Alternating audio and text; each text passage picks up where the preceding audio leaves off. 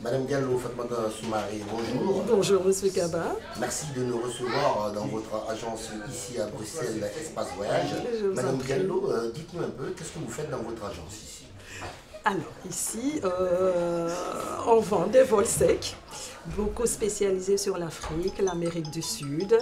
Et voilà, je travaille dans cette agence depuis 15 ans. Madame Diallo, aujourd'hui, si on vous donnait la baguette magique pour faire de vous la présidente de la République de Guinée, quelles décisions ou quelles sont les décisions que vous allez prendre pour améliorer les conditions de vie des femmes en général? Alors, je commencerai d'abord par investir dans le domaine éducatif et surtout de la santé aussi. Car dans nos pays, les filles, surtout, n'ont pas accès à l'éducation au même titre que les garçons. Alors, il faudrait surtout s'atteler à réduire cette différence entre filles et garçons et surtout aussi dans la santé des femmes. Car on a encore beaucoup de femmes qui, malheureusement, perdent la vie à l'accouchement. Ce qui serait franchement au XXe siècle encore pas normal dans nos pays. L'éducation et la santé sont les deux domaines principaux dans lesquels je m'investirai principalement.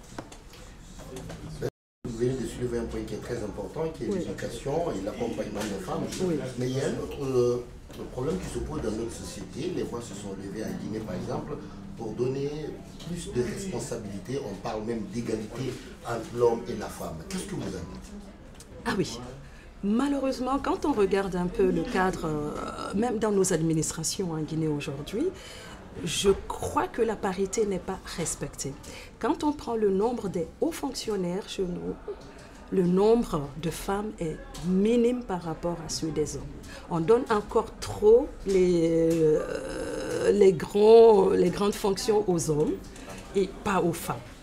Pourtant, les femmes seraient à même capables d'assumer ces fonctions au même titre que les femmes. Mais quand on dit aux femmes que non, voilà, il faut rester à la maison, il faut s'occuper des enfants, il faut s'occuper de son mari, et on les réduit à ce petit rôle-là, à ce petit rôle familial. Donc, si moi j'aurais aujourd'hui une baguette magique, c'est comment on appelle ça en fait, de diminuer cette différence entre hommes et femmes à l'accès aux hautes fonctions. Madame Diallo, votre dernier mot, vous avez la caméra, quel message vous adresserez à la jeunesse guinéenne aujourd'hui?